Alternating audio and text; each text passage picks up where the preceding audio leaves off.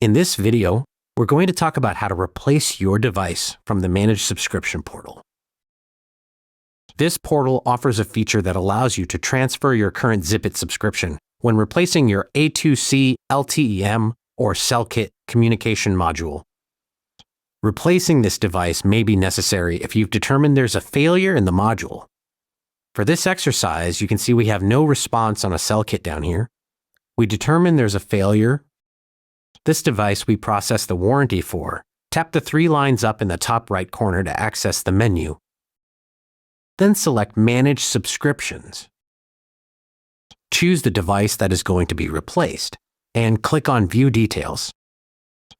Select Options under Device Information. Then pick Replace Device. Type in the new serial number from the replacement module.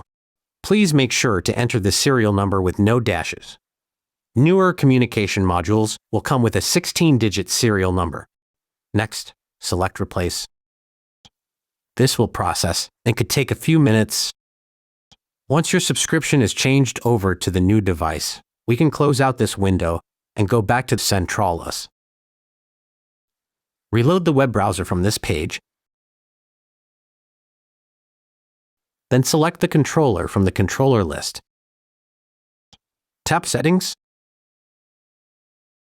The subscription was moved over in Zipit, but the new serial number still needs to be added in Centralus. Select Edit. This page will walk you through the next 5 steps needed to change the new serial number to the new subscription. Remember, somebody will need to be on site to change the dial location over to the controller verification. Once this is complete, your new subscription and new serial number will be transferred over and the device will have been successfully replaced. To learn more, visit hunterirrigation.com.